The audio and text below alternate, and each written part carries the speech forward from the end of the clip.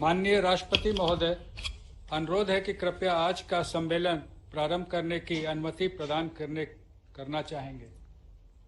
जी। माननीय राष्ट्रपति महोदय की अनुमति से माननीय शिक्षा मंत्री जी से अनुरोध है कि कृपया स्वागत उद्बोधन करें। माननीय राष्ट्रपति महोदय। माननीय राष्ट्रपति जी, परम आदरणीय प्रधानमंत्री जी, माननीय राज्यपालगण, सभी उपराज्यपालगण, मेरे सहयोगी मंत्री संजय धोत्रे जी, सभी शिक्षा मंत्रीगण, सभी कुलपतिगण, शिक्षाविद कस्तूरी रंगन जी और उनके सभी सदस्यगण और सभी अधिकारी वर्ग, मैं राष्ट्रीय शिक्षा नीति 2020 की भूमिका पर इस बहुत महत्वपूर्ण सम्मेलन में आप सबका अभिनंदन करता हूं। जैसे कि विदित है कि शिक्षा किसी समाज और राष्ट्र की आधारशिला होती है जो हमारे भविष्य को संवारती है। 1947 में देश की स्वतंत्रता के पश्चात शिक्षा पहली राष्ट्रीय नीति भारत सरकार द्वारा 1968 में लागू की गई थी। दूसरी नीति 1986 में लाई गई थी। 34 वर्षों के बाद ये नई शिक्षा नीति आई है। भारत विश्व का सबसे युवा देश होने की अवधारणा के साथ शिक्षा की गुणवत्ता, नवाचार, अनुसंधान के संबंध में जनसंख्या की बदलती आवश्यकताओं को पूरा करने के लिए एक नई राष्ट्रीय शिक्षा नीति चिर प्रतीक्षित थी। प्रधानमंत्री श्री नरेंद्र मोदी जी की प्रेरणा से केंद्रीय मंत्रिमंडल ने नई शिक्षा नीति 2020 को अनुमोदन प्रदान किया, जिससे भारतीय शिक्षा प्रणाली में आमूल चूल पर बदलाव का मार्ग प्रशस्त हुआ है। दुनिया के सबसे व्यापक चिंतन, मंथन एवं विमर्श के पश्चात इस शिक्षा नीति का स्वरूप तैयार किया गया है, जो हिंदुस्तान को विश्व पटल पर ज्ञान की महाशक्ति के रूप में स्थापित करेगा। यह शिक्षा नीति भारतीय मूल्यों पर आधारित है, जो अंतर्राष्ट्रीय मानकों पर खरा उतरेगी। या इंडियन भी होगी, इंटरनेशनल भी होगी, इम्पैक्टफुल भी होगी, इंटरएक्टिव भी होगी और इंक्लूसिव भी होगी। और यह इक्विटी, क्वालिटी और एक्सेस तीनों की आधारशिला पर खड़ी होगी। इसमें नेशन फर्स्ट, कैरेक्टर मस्ट भी समाहित होगा। स्कूली शिक्षा से लेकर उच्चतर शिक्षा तक व्यापक सुधारों का एक खाका तैयार किया गया है। फोकस इस बात पर है कि शिक्षा की आधारभूत मजबूत हो, वैज्ञानिक सोच को बढ़ावा मिले और अच्छे भविष्य का निर्माण हो सके। चाहे शिक्षा को बहुभाषी बनाने का प्रश्न हो या बहुविषयक, हर पक्ष पर एक विशेषज्ञता से फैसला हुआ है। भाषा हमारी संस्कृति का अहम हिस्सा है। संविधान के अनुच्छेद 8 में सभी 22 भारतीय भाषाओं को सम्मान देते हुए बहु विकल्प दिए गए हैं। किसी भी प्रदेश पर भाषा नहीं थोपी जाएगी। नई शिक्षा नीति आधुनिक भी है, गुणवत्तापूर्ण भी, ज्ञान, विज्ञान, अनुसंधान तथा नवाचार से युक्त विश्व प्रतिस्पर्धी भी है। इसमें लचीलापन भी है, स्थायित्व भी है। इसमें मल्टीपल एंट्री एग्जिट पॉइंट की व्यवस्था नए विकल्प भी देगी और नए अवसरों को भी देगी। ABC academic bank of credit का लाभ उठाकर छात्र अपनी शिक्षा जारी रख सकेंगे। नेशनल एजुकेशन टेक्नोलॉजी फोरम का गठन शिक्षा में तकनीकी के व्यापक इस्तेमाल को बढ़ावा देने में बहुत ही उपयोगी साबित होगी। 2035 तक जीआर को 50% तक ले जाने के लिए हम कटिबद्ध हैं। 3.5 करोड़ से भी अधिक छात्रों को इसका लाभ मिल सकेगा। Digital learning, distance learning, online education का समावेश नए अवसर को लाएगा। प्रधानमंत्री जी के जय अनुसंधान के विजय को आगे बढ़ाते हुए नेशनल रिसर्च फाउंडेशन की स्थापना की जाएगी, ताकि देश में नवाचार एवं अनुसंधान की संस्कृति को नई दिशा एवं जरूरी पोषण मिल सके। उच्चतर शिक्षा के क्षेत्र में जहां एक ओर भारतीय उच्च शिक्षा आयोग का गठन किया जाएगा, वहीं दूसरी ओर संस्थानों को अकादमिक, प्रशासनिक, वित्तीय मामलों में वर्गीकृत स्वायत्तता देते हुए पारदर्शी एवं उत्तरदायी बनाने की दिशा में प्रेरित किया जाएगा। शिक्षा का अंतर्राष्ट्रीयकरण और कम लागत पर गुणवत्तापूर्ण शिक्षा प्रदान करके भारत को वैश्विक अध्ययन गंतव्य के रूप में स्थापित करने का इसमें प्रयास किया जाएगा। उच्च शिक्षा प्रदर्शन करने वाले भारतीय संस्थानों को अन्य देशों में अपने कैंपस स्थापित करने के लिए प्रोत्साहित किया जाएगा, जबकि दूसरी ओर दुनिया के शीर्ष 100 से भी अधिक चयनित विश्वविद्यालयों को भारत में आमंत्रित किया जाएगा। वैश्विक संस्थानों के बीच सहयोग, अनुसंधान, तकनीकी और छात्रों का आदान प्रदान की इसमें व्यवस्था की जाएगी। यह नीति स्टडी इन इंडिया को पूरे विश्व में एक ब्रांड के रूप में स्थापित करेगी। शिक्षा की गुणवत्ता में सुधार, अनुसंधान की संस्कृति के पोषण और संस्थानों के बेहतर प्रबंधन एवं प्रशासन पर विशेष ध्यान दिया जाएगा। राष्ट्रीय शिक्षा नीति 2020 श्री कस्तूरी रंगन जी की अध्यक्षता में माननीय प्रधानमंत्री जी के विजन और लगातार मिले मार्गदर्शन का परिणाम है। मैं आपका आभार प्रकट करता हूं। आज के इस कॉन्क्लेव का हमारा प्रयास रहेगा कि हम राष्ट्रीय शिक्षा नीति से जुड़े मुद्दों पर एक साथ मिलकर चर्चा करेंगे। सहयोगात्मक संघवाद की एक नई मिसाल नई शिक्षा नीति के क्रियान्वयन के रूप में हम देख सकेंगे। मुझे खुशी है कि एनईपी को पूरे देश में अद्भुत स्वीकार्यता मिली है। स्वीकार्यता से अब सहभागिता के साथ क्रियान्वयन की दिशा में आगे बढ़ने का अवसर आ गया है। हमारे पास विश्व स्तरीय कंटेंट भी होगा, पेटेंट भी होगा और टैलेंट भी होगा। शिक्षा का चहुमुखी आंकलन भी होगा और वैश्विक संकलन भी होगा। हम बहुभाषावादी भी बनेंगे और आशावादी भी रहेंगे। हम रिफॉर्म भी करेंगे, ट्रांसफॉर्म भी करेंगे और परफॉर्म भी करेंगे। यह नीति हमें विकल्प भी देगी और अच्छे अवसरों को भी देगी। हम एक अच्छे भारतीय नागरिक का निर्माण भी करेंगे और वैश्विक नागरिक के रूप में विश्व मानव को भी तैयार करेंगे। आप सभी के सुझाव, चिंतन, सहयोग, समन्वय एवं सहभागिता से हम इस नीति को बिना देरी के क्रियान्वयन की दिशा में आगे बढ़ाएंगे। भारत निश्चित ज्ञान की महाशक्ति के रूप में उभरेगा। मेरे देश के यशस्वी प्रधानमंत्री जी के नए स्वर्णिम भारत के निर्माण का विजन हम सब मिलकर कर पूरा करेंगे। वो भारत स्वच्छ भारत होगा, स्वस्थ भारत होगा, सशक्त भारत होगा, श्रेष्ठ भारत होगा, आत्मनिर्भर भारत होगा और एक भारत होगा। इसके लिए make in India, digital India, skill India, startup और स्टैंड अप और स्टडी इन इंडिया के रूप में इसकी आधारशिला तैयार हो चुकी है। प्रधानमंत्री जी के सबका साथ, सबका विकास, सबके विश्वास की इस पवित्र भावना के साथ एक बार मैं पुनः आप सबका आभार प्रकट करता हूं और बहुत विनम्रता से अपने यशस्वी प्रधानमंत्री जी को निवेदन करता हूं कि वह हमारा मार्गदर्शन करें। प्रधानमंत्री जी।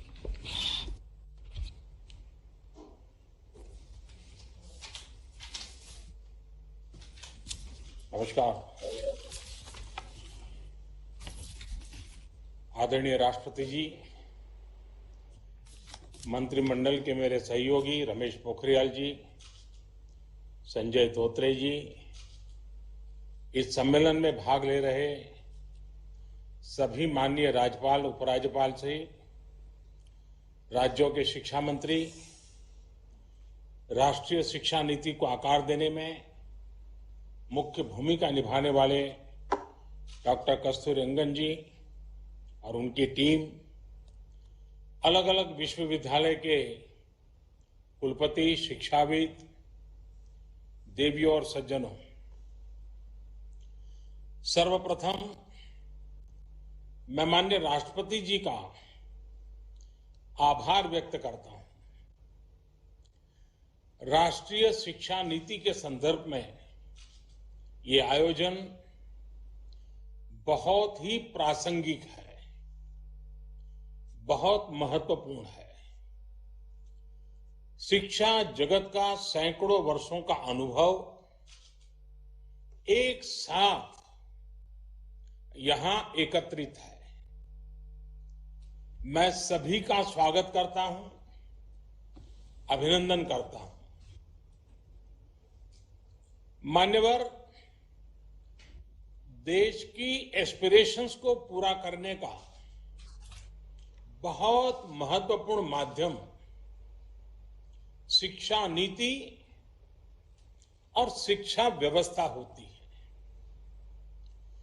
शिक्षा व्यवस्था की जिम्मेदारी से केंद्र सरकार, राज्य सरकार, स्थानीय निकाय सभी जुड़े होते हैं।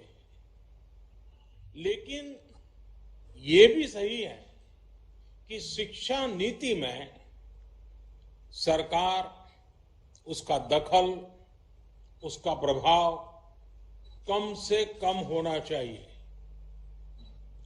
शिक्षा नीति से जितना शिक्षक जुड़े होंगे, अभिभावक जुड़े होंगे, छात्र छात्राएं जुड़े होंगे, उतना ही उसकी प्रासंगिकता और व्यापकता दोनों ही बढ़ती है। राष्ट्रीय शिक्षा नीति पर 4-5 साल उसके पूर्व ये काम शुरू हुआ था। देश के लाखों लाख लोगों ने, शहर में रहने वाले लोगों ने, गांव में रहने वाले लोगों ने, शिक्षा क्षेत्र से जुड़े अनुभवी लोगों ने इसके लिए अपना फीडबैक दिया था, अपने सुझाव दिए थे। शिक्षा नीति का जो ड्राफ्ट तैयार हुआ था, उसके अलग अलग पॉइंट्स पर भी 2 लाख से अधिक लोगों ने अपने सुझाव दिए थे। यानी अभिभावक, छात्र छात्राएं, शिक्षाविद, शिक्षक, शिक्षा प्रबंधक, प्रोफेशनल्स, सभी ने इसके निर्माण में अपना योगदान दिया है। इतना गहरा, इतना व्यापक, इतना विविधताओं से भरा हुआ मंथन के बाद अब ये जो अमृत निकला है, इसलिए ही अब हर और राष्ट्रीय शिक्षा नीति का स्वागत हो रहा है।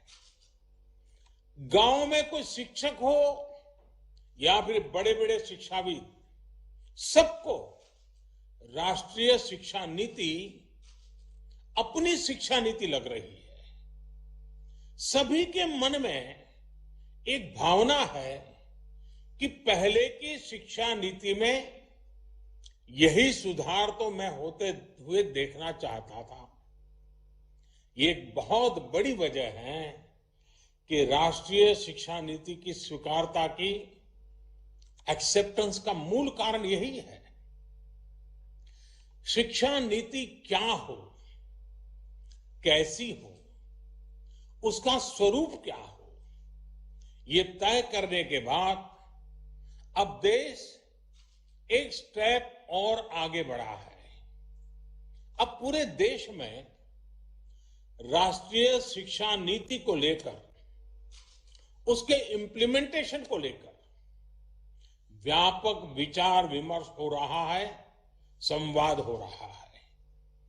ये व्यापक विचार विमर्श इसलिए जरूरी है क्योंकि राष्ट्रीय शिक्षा नीति, नेशनल एजुकेशन पॉलिसी सिर्फ पढ़ाई लिखाई के तौर तरीकों में ही बदलाव लाने के लिए नहीं है। ये पॉलिसी 21वीं सदी के भारत के सामाजिक और आर्थिक जीवन को नई दिशा देने वाली है। ये पॉलिसी आत्मनिर्भर भारत के संकल्प और सामर्थ्य को आकार देने वाली है। जाहिर है, इस बड़े संकल्प के लिए हमारी तैयारियां, हमारी जागरूकता भी उतनी ही बड़ी होनी चाहिए। आप में से अधिकांश महानुभाव राष्ट्रीय शिक्षा नीति की बारीकियों का अध्ययन कर चुके हैं, लेकिन इतने बड़े रिफॉर्म्स की बारीकियां, उसके लक्ष्य पर निरंतर बात करना अभी उतना ही आवश्यक है। सारे संदेहों और सवालों को सुलझाते हुए ही देश राष्ट्रीय शिक्षा नीति को सफलतापूर्वक लागू कर पाएगा। मान्यवर, आज दुनिया भविष्य में तेजी से बदलते जॉब्स, नेचर ऑफ वर्क को लेकर व्यापक रूप से चर्चा कर रही है। ये पॉलिसी देश के युवाओं को भविष्य की आवश्यकताओं के मुताबिक नॉलेज और स्किल्स दोनों मोर्चों पर तैयार करेगी। नई शिक्षा नीति स्टडी के बजाय लर्निंग पर फोकस करती है और करिकुलम से और आगे बढ़कर क्रिटिकल थिंकिंग पर जोर देती है। इस पॉलिसी में प्रोसेस से ज्यादा पैशन, प्रैक्टिकलिटी और परफॉर्मेंस पर बल दिया गया है। इसमें फाउंडेशनल लर्निंग और लैंग्वेजेस पर भी फोकस है। इसमें लर्निंग आउटकम्स और टीचर ट्रेनिंग पर भी फोकस है। इसमें एक्सेस और असेसमेंट को लेकर भी व्यापक रिफॉर्म्स किए गए हैं। इसमें हर स्टूडेंट को एम्पावर करने का रास्ता दिखाया गया है। एक तरह से देखें तो ये वन साइज फिट्स ऑल की अप्रोच से हमारी शिक्षा व्यवस्था को बाहर निकालने का एक मजबूत प्रयास है। और आप सभी जो दिग्गज भी ये महसूस करते हैं कि ये प्रयास असामान्य है, सामान्य नहीं है। बीते दशकों से हमारे एजुकेशन सिस्टम में जो भी कमियां हमें दिखती थी, जो भी समस्याएं हमको लगती थी, उनको दूर करने के लिए विस्तार से इस पॉलिसी में चर्चा की गई है। अब जैसे लंबे समय से ये बातें उठती रही हैं कि हमारे बच्चे बैग और बोर्ड एग्जाम के बोझ तले, परिवार और समाज के दबाव तले दिनों दिन दबे जा रहे हैं। इस पॉलिसी में इस समस्या को प्रभावी तरीके से एड्रेस किया गया है। हमारे यहां तो कहा भी जाता है कि सा विद्याया विमुक्तये, यानी नॉलेज वही है जो हमारे माइंड को लिबरेट करे। जब फाउंडेशनल स्टेज पर ही बच्चों को उनके कल्चर, भाषा, परंपरा से जोड़ा जाएगा तो शिक्षा अपने आप ही प्रभावी होगी, सहज होगी और बाल मन उससे खुद को जुड़ा हुआ पाएगा।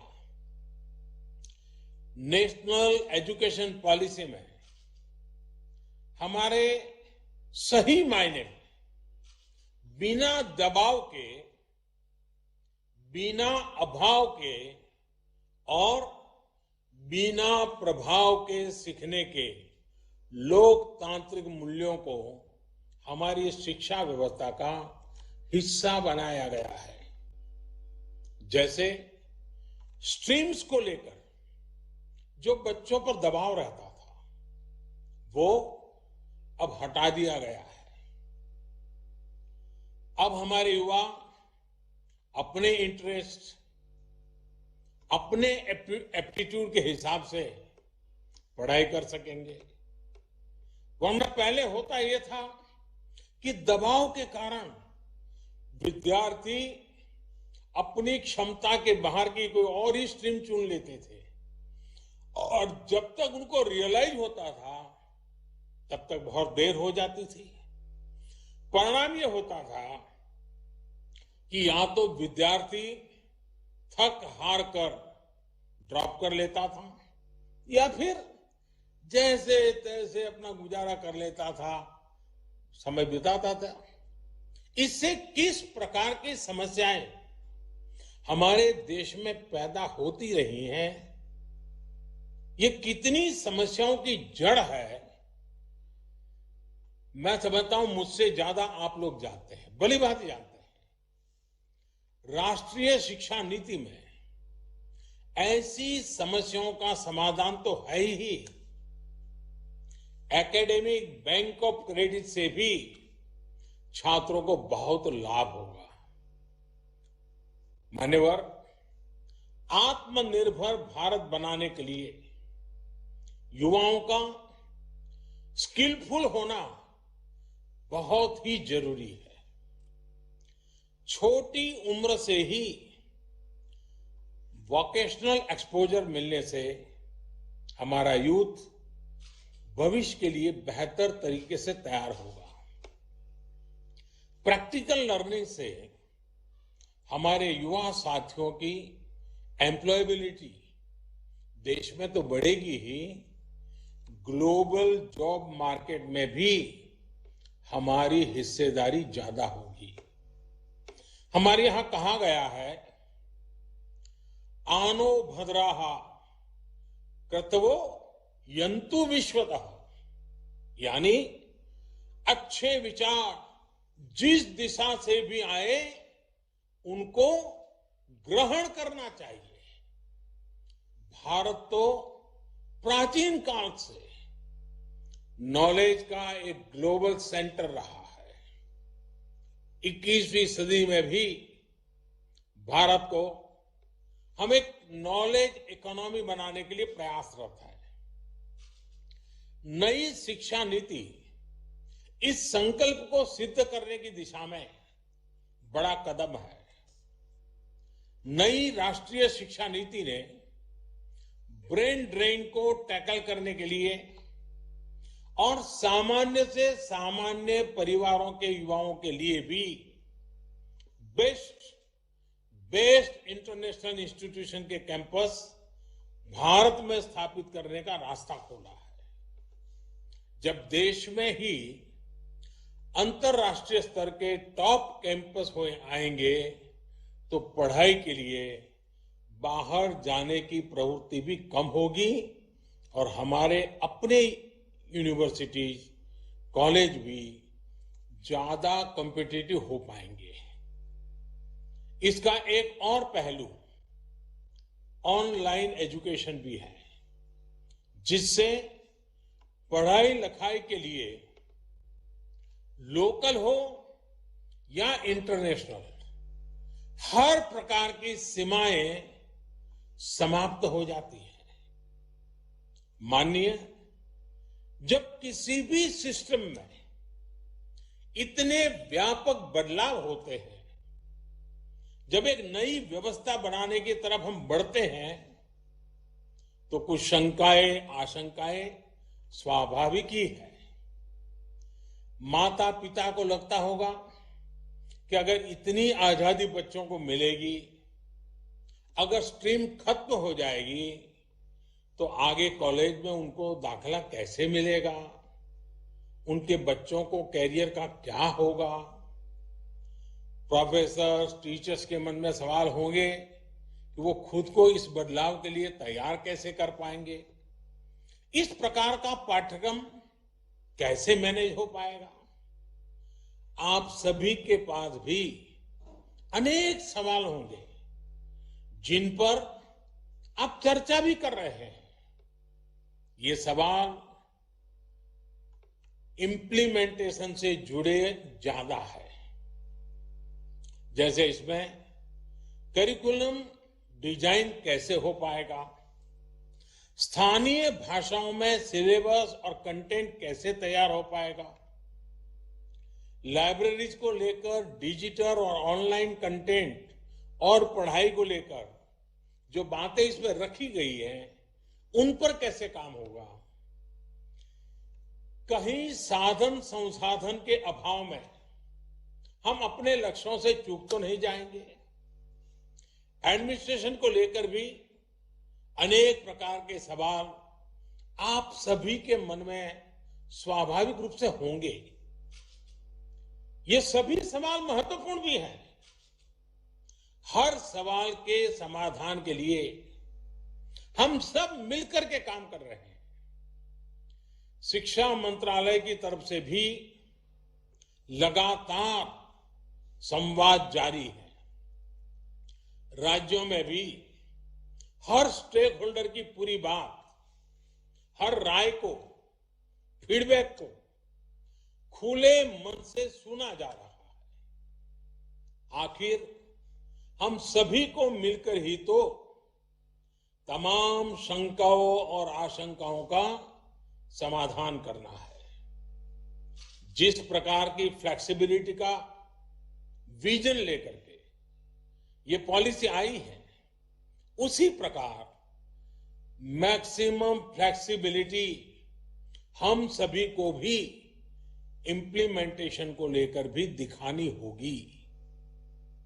ये शिक्षा नीति सरकार की शिक्षा नीति नहीं है, ये देश की शिक्षा नीति है। जैसे विदेश नीति किसी सरकार की नहीं, देश की विदेश नीति होती है, रक्षा नीति किसी सरकार की नहीं, देश की रक्षा नीति होती है, वैसे ही शिक्षा नीति भी कौन सरकार है, किसकी सरकार है, कौन बैठा है, कौन नहीं बैठा है, उसके आधार पर नहीं चलती है। शिक्षा नीति देश की ही नीति होती है और इसीलिए 30 साल के बाद, बीच में कई सरकारें आई, 30 साल के बाद आ रहा है, क्योंकि ये सरकारों के बंधनों में बंधी हुई नहीं है, ये देश के एस्पिरेशन से जुड़ी हुई है। माननीय राष्ट्रीय शिक्षा नीति में तेजी से बदलते हुए समय को देखते हुए, भविष्य को ध्यान में रखते हुए व्यापक प्रावधान किए गए हैं। जैसे जैसे टेक्नोलॉजी का विस्तार गांव-गांव तक हो रहा है, देश के गरीब से गरीब को, हर वंचित पिछड़े आदिवासी तक आधुनिक टेक्नोलॉजी पहुंचती जा रही है, वैसे वैसे इंफॉर्मेशन और नॉलेज तक का एक्सेस भी बढ़ रहा है। आज मैं देखता हूं कि वीडियो ब्लॉग के माध्यम से वीडियो स्ट्रीमिंग साइट्स पर अनेक युवा साथी ऐसे ऐसे चैनल चला रहे हैं, हर विषय की ऐसी बेहतरीन कोचिंग उपलब्ध करा रहे हैं जिसके बारे में पहले गरीब घर का बालक या बालिका सोच भी नहीं सकते थे। टेक्नोलॉजी तक होने वाली इस पहुंच से क्षेत्रीय और सामाजिक असंतुलन की एक बहुत बड़ी समस्या तेजी से कम होती जा रही है। हमारी जिम्मेदारी ये है कि हम हर यूनिवर्सिटी, हर कॉलेज में टेक्नोलॉजिकल सॉल्यूशंस को ज्यादा प्रमोट करें। मान्यवर, कोई भी सिस्टम उतना ही इफेक्टिव और इंक्लूसिव हो सकता है जितना बेहतर उसका गवर्नेंस मॉडल होता है। यही सोच एजुकेशन से जुड़ी गवर्नेंस को लेकर भी ये पॉलिसी रिफ्लेक्ट करती है। कोशिश ये की जा रही है कि हायर एजुकेशन के हर पहलू, चाहे एकेडमिक हो, टेक्निकल हो, वोकेशनल हो, हर प्रकार की शिक्षा को साइलो से बाहर निकाला जाए, एडमिनिस्ट्रेटिव लेयर्स को कम से कम रखा जाए, उनमें अधिक समन्वय हो। ये प्रयास भी पॉलिसी के माध्यम से किया गया है। हायर एजुकेशन के रेगुलेशन को भी इस पॉलिसी के जरिए और सिंप्लीफाई और स्ट्रीमलाइन किया जाएगा। ग्रेडेड ऑटोनॉमी के कंसेप्ट के पीछे भी कोशिश यही है कि हर कॉलेज, हर यूनिवर्सिटी के बीच हेल्दी कंपटीशन को एनकरेज किया जाए और जो संस्थान बेहतर परफॉर्म करते हैं उनको रिवॉर्ड किया जाए। अब हम सभी का ये सामूहिक दायित्व है कि नेशनल एजुकेशन पॉलिसी 2020 NEP 2020 की इस भावना को हम लेटर एंड स्पिरिट से लागू कर सके। मेरा आप सभी से विशेष आग्रह है कि 25 सितंबर से पहले अपने राज्यों, केंद्र शासित प्रदेशों की यूनिवर्सिटीज में ज्यादा से ज्यादा इस प्रकार के वर्चुअल कॉन्फ्रेंस आयोजित किए जाएं। प्रयास यही है कि नेशनल एजुकेशन पॉलिसी को लेकर समझ निरंतर हम समझते चलें, हमारी समझ बेहतर हो सके, इसके लिए प्रयास हो। एक बार फिर आप सभी को अपना समय निकालने के लिए मैं बहुत बहुत आभार व्यक्त करता हूं। मैं आदरणीय राष्ट्रपति जी का पुनः आभार व्यक्त करता हूं। आप सबको बहुत बहुत शुभकामनाएं। धन्यवाद। आदरणीय प्रधानमंत्री जी, आपके अत्यंत भावपूर्ण और प्रेरणादायी मार्गदर्शन के लिए हम सब हृदय की गहराइयों से आपका आभार प्रकट करते हैं। अब मैं बहुत ही विनम्रता पूर्वक माननीय राष्ट्रपति जी से अनुरोध करता हूं कि वे उद्बोधन के लिए हमारा मार्गदर्शन करें और उन्हीं की प्रेरणा से ये आज सम्मेलन हो रहा है, वो हमें पाथेय दें, हमारा मार्गदर्शन करें। माननीय राष्ट्रपति जी। धन्यवाद।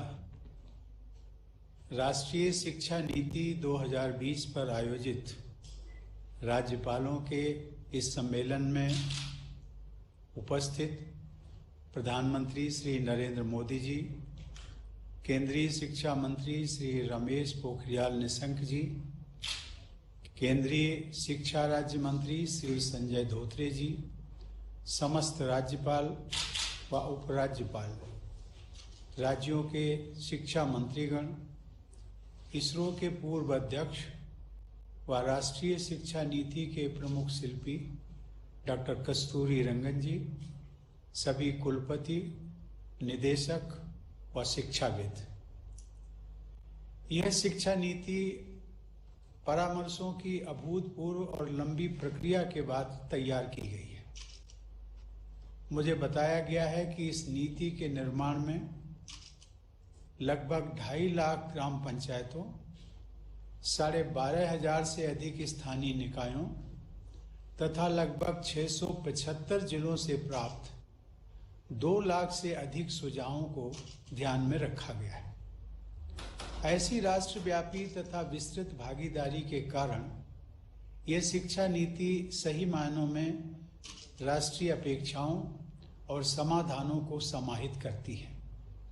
यह शिक्षा नीति 21वीं सदी की आवश्यकताओं व आकांक्षाओं के अनुरूप देशवासियों को, विशेषकर युवाओं को आगे ले जाने में सक्षम होगी। यह केवल एक नीतिगत दस्तावेज नहीं है, बल्कि भारत के शिक्षार्थियों एवं नागरिकों की आकांक्षाओं का प्रतिबिंब है।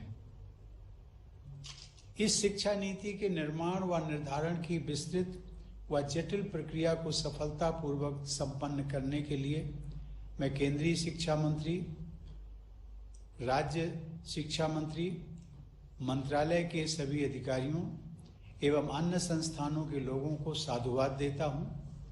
इस शिक्षा नीति को वर्तमान स्वरूप प्रदान करने वाले पद्म विभूषण से सम्मानित डॉक्टर कस्तूरी रंगन एवं उनकी टीम के सभी सदस्य विशेष सराहना के पात्र हैं।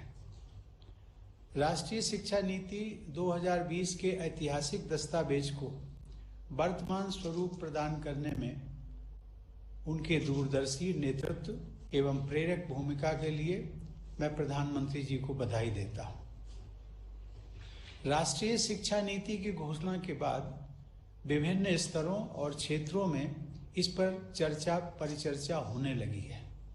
शिक्षाविदों, अभिभावकों, विद्यार्थियों व सामान्य लोगों ने इस नीति का स्वागत किया है। यह कहा जा रहा है कि यदि इस नीति के अनुरूप बदलाव कर लिए जाते हैं तो भारत एक शिक्षा महाशक्ति बन जाएगा। इस शिक्षा नीति के क्रियान्वयन में राज्यपालों की महत्वपूर्ण भूमिका होगी। वर्तमान में 400 से अधिक राज्य विश्वविद्यालयों तथा उनसे संबद्ध 40,000 से अधिक महाविद्यालयों में 2.5 करोड़ से अधिक विद्यार्थी शिक्षा प्राप्त करते हैं। इस दृष्टिकोण से राज्य विश्वविद्यालयों के ऊपर एक विशेष जिम्मेदारी है। अधिकांशतः राज्यपाल ही इन विश्वविद्यालयों के कुलाधिपति हैं। विश्वविद्यालयों, महाविद्यालयों, संस्थाओं तथा अन्य स्टेक होल्डर्स के साथ संवाद और समन्वय स्थापित करके शिक्षा नीति को कार्य रूप देने में राज्यपालों को अपना योगदान देना है। मुझे बताया गया है कि कुछ राज्यों ने वर्चुअल सम्मेलन आदि के माध्यम से शिक्षा नीति के क्रियान्वयन की दिशा में परामर्श प्रारंभ भी कर दिया है। ऐसे सभी प्रयास सराहनीय हैं।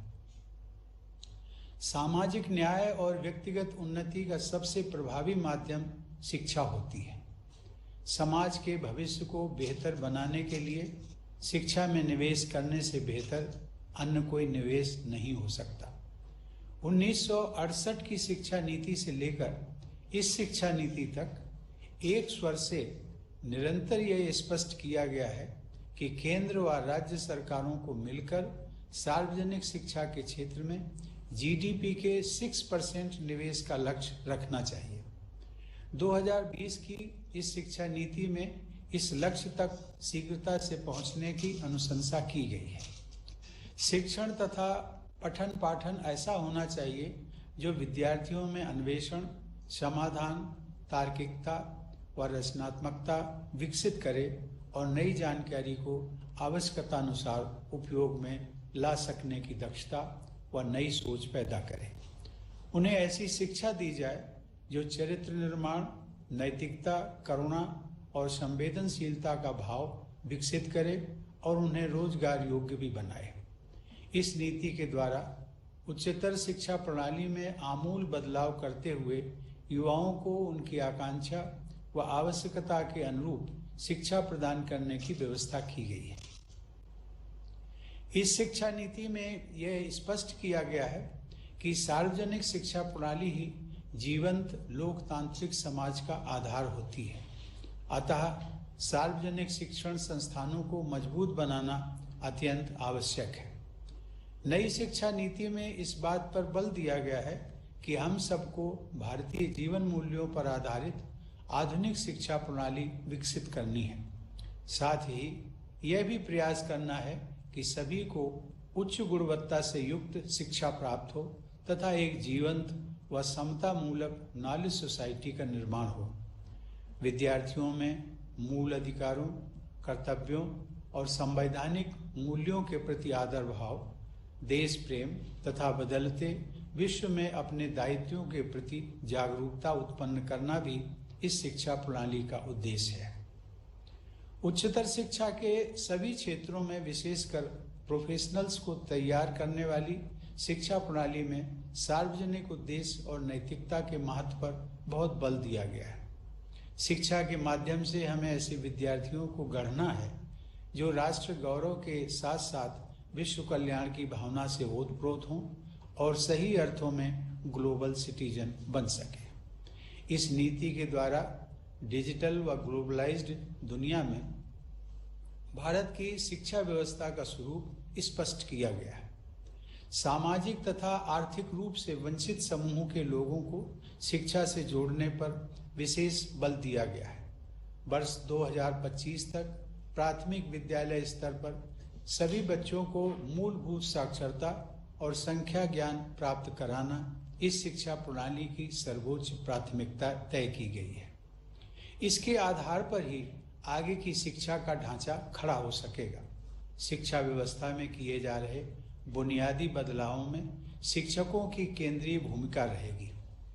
इस शिक्षा नीति में यह स्पष्ट किया गया है कि शिक्षण के पेशे में सबसे होनहार लोगों का चयन होना चाहिए तथा उनकी आजीविका, मान मर्यादा और स्वायत्तता को सुनिश्चित किया जाना चाहिए। स्कूली शिक्षा को मजबूत आधार देने के लिए अगले वर्ष यानी 2021 तक इस शिक्षा नीति पर आधारित टीचर्स एजुकेशन का एक नवीन और व्यापक पाठ्यक्रम तैयार करने का लक्ष्य है। टीचर्स एजुकेशन उच्च शिक्षा का अंग है, अतः राज्य स्तर पर आप सबको टीचर्स एजुकेशन से जुड़े अत्यंत महत्वपूर्ण लक्ष्यों को प्राप्त करना है।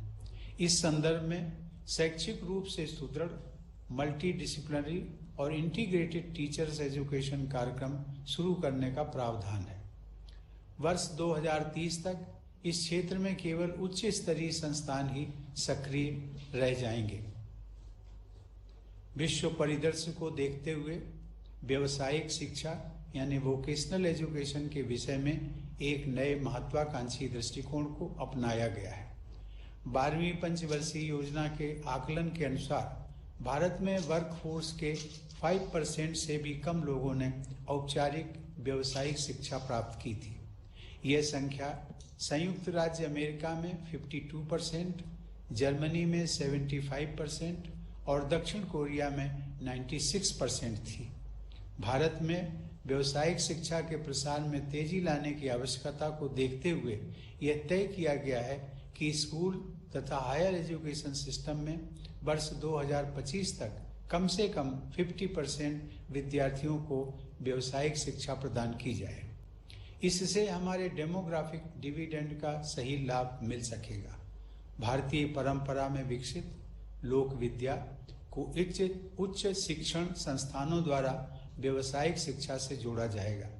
इस नीति में यह स्पष्ट किया गया है कि व्यावसायिक शिक्षा को मुख्य धारा की शिक्षा का ही अंग समझा जाएगा और ऐसी शिक्षा को बराबर का सम्मान दिया जाएगा। इससे बच्चों और युवाओं में कौशल वृद्धि के साथ साथ श्रम की गरिमा के प्रति सम्मान का भाव भी पैदा होगा। नई शिक्षा नीति में ऐसी उच्चतर शिक्षा की अवधारणा की गई है जो परंपरा से पोषण प्राप्त करती हो और अपने दृष्टिकोण में आधुनिक व भविष्योन्मुख भी हो। शिक्षण पद्धति और बाल मनोविज्ञान की दृष्टि से सभी स्वीकार करते हैं कि आरंभिक शिक्षा का माध्यम मातृभाषा होनी चाहिए।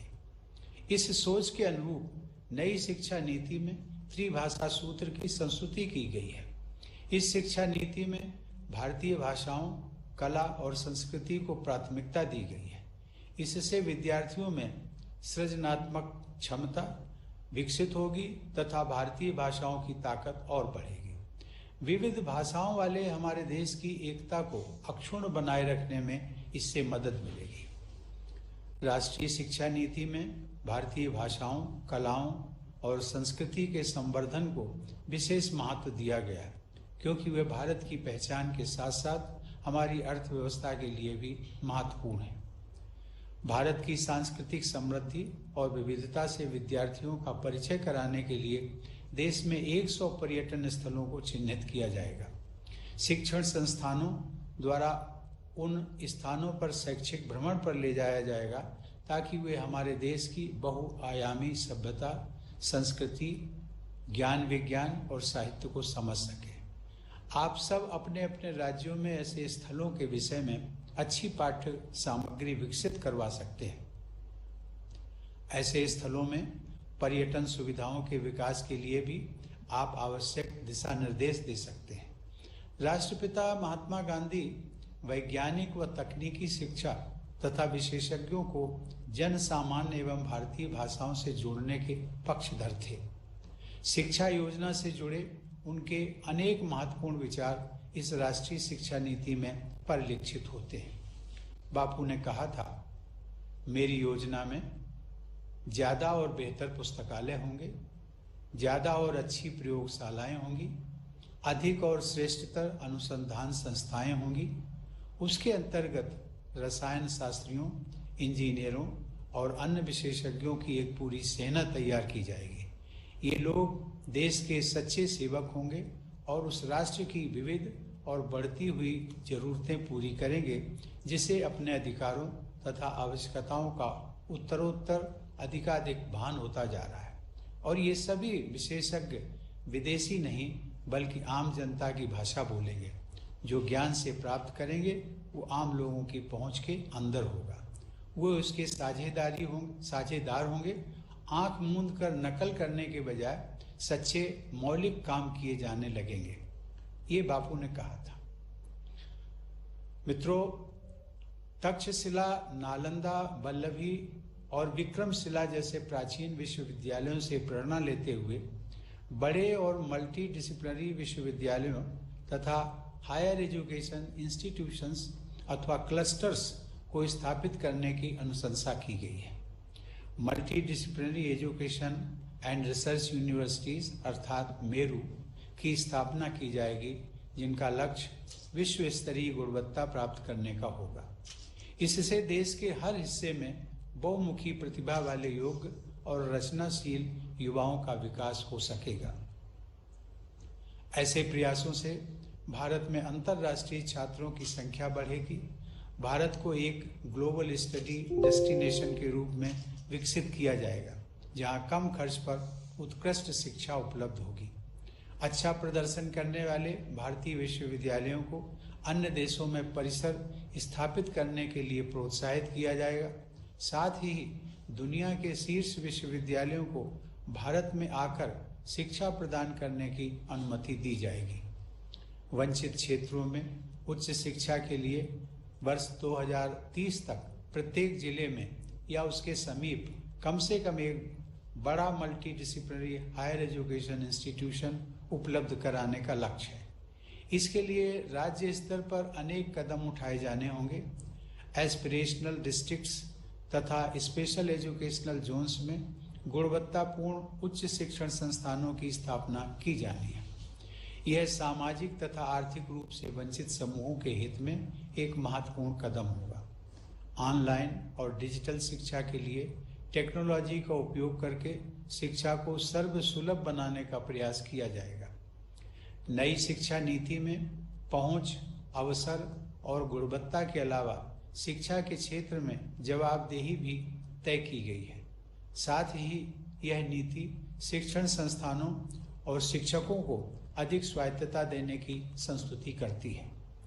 यह देखा गया है कि रिसर्च और इनोवेशन में निवेश का स्तर अमेरिका में जीडीपी का 2.8%, दक्षिण कोरिया में 4.2% और इजराइल में 4.3% है, जबकि भारत में यह केवल 0.7% है। भारत जैसी बड़ी और जीवंत अर्थव्यवस्था को गति प्रदान करने के लिए नॉलेज क्रिएशन तथा रिसर्च को प्रोत्साहित करना जरूरी है। केंद्र व राज्य सरकारों को रिसर्च तथा इनोवेशन में निवेश का प्रतिशत बढ़ाना होगा। सभी क्षेत्रों में गुणवत्ता युक्त शैक्षिक अनुसंधान को प्रेरित करने के लिए राष्ट्रीय अनुसंधान फाउंडेशन की स्थापना की जाएगी।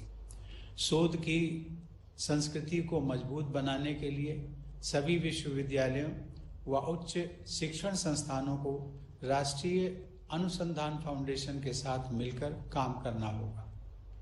टेक्नोलॉजी के उपयोग और इंटीग्रेशन से शिक्षण प्रक्रिया में सुधार को गति मिलेगी तथा बेहतर परिणाम निकलेंगे। इसके लिए national educational technology forum NETF की स्थापना की जाएगी। NETF द्वारा राज्य सरकार की एजेंसियों को भी परामर्श उपलब्ध कराया जाएगा। शिक्षा प्रणाली के सभी आयामों को टेक्नोलॉजी की सहायता से अधिक सुगम व सुलभ बनाया जाएगा। आर्टिफिशियल इंटेलिजेंस के संदर्भ में अनुसंधान और उपयोग को बढ़ावा दिया जाएगा ताकि स्वास्थ्य सेवाओं, कृषि, क्लाइमेट चेंज जैसे क्षेत्रों में प्रभावी बदलाव लाए जा सके। इस शिक्षा नीति की सफलता केंद्र तथा राज्य दोनों के प्रभावी योगदान पर निर्भर करेगी। भारतीय संविधान के अंतर्गत शिक्षा कंकरेंट लिस्ट का विषय है, अतः इसमें केंद्र और राज्यों द्वारा संयुक्त और समन्वयपूर्ण कार्रवाई की आवश्यकता है। शिक्षा से जुड़े मानकों पर विभिन्न राज्यों में असमानता देखी जाती है। राज्यों को अपनी स्थानीय परिस्थितियों, विशेषताओं तथा अपेक्षाओं के अनुरूप राष्ट्रीय शिक्षा नीति का अनुपालन करना है। इस शिक्षा नीति को प्रभावी कार्य रूप देने के लिए केंद्र और राज्य सरकारों को सभी स्टेक होल्डर्स के साथ मिलकर अनवरत प्रयास करने होंगे। उच्चतर शिक्षा के क्षेत्र में इस शिक्षा नीति की अनुशंसाओं का समयबद्ध पालन सुनिश्चित करने के लिए विश्वविद्यालयों के कुलपतियों तथा शिक्षकों की वैकेंसीज पर अतिशीघ्र सुयोग्य व्यक्तियों को नियुक्त करने की आवश्यकता है। प्रधानमंत्री जी व शिक्षा मंत्री जी, राष्ट्रीय शिक्षा नीति पर आज आयोजित परिचर्चा के संदर्भ में मैंने कुछ दिन पूर्व सभी राज्यपालों व उपराज्यपालों से बात की थी। मुझे इन सबकी उत्सुकता, उत्साह व तैयारी के बारे में जानकर बहुत प्रसन्नता हुई। सभी राज्यपालों ने अपने शिक्षा मंत्रियों और राज्य विश्वविद्यालयों के कुलपतियों के साथ बैठकें की हैं तथा आज राष्ट्रीय शिक्षा नीति पर चर्चा करने के लिए तैयारी करके आए हैं। मैं परिचर्चा के अगले सत्र में भी उपस्थित रहूंगा। शिक्षा नीति के क्रियान्वयन से जुड़े संवाद व परामर्श की प्रक्रिया को जारी रखते हुए केंद्रीय शिक्षा मंत्रालय ने आगामी 19 सितंबर को केंद्रीय विश्वविद्यालय और उच्च शिक्षण संस्थानों के साथ एक वर्चुअल सम्मेलन का आयोजन निर्धारित किया है। मैं उस संवाद में भी भाग लूंगा। ऐसे सभी संवादों के निष्कर्षों को जोड़कर देखने से शिक्षा नीति के कार्यान्वयन से जुड़े मुद्दों पर समग्र दृष्टिकोण बन सकेगा। मैं चाहूंगा कि सभी राज्यपाल अपने राज्यों में नई शिक्षा नीति को कार्य रूप देने के लिए थीम आधारित वर्चुअल सम्मेलन करें। शिक्षा नीति के विभिन्न आयामों पर व्यापक विचार विमर्श के उपरांत आप सब अपने महत्वपूर्ण सुझाव केंद्रीय शिक्षा मंत्रालय को भेज सकते हैं ताकि उनका देशव्यापी उपयोग किया जा सके। राष्ट्रीय शिक्षा नीति की अनुशंसाओं को लागू करने की दिशा में आप सभी राज्यपालों तथा शिक्षा मंत्रियों का बहुत महत्वपूर्ण दायित्व है। मुझे विश्वास है कि राष्ट्रीय शिक्षा नीति को कार्य रूप देने में योगदान करते हुए आप सब भारत को नॉलेज हब बनाने में अपनी प्रभावी भूमिका निभाएंगे। धन्यवाद। जय हिंद।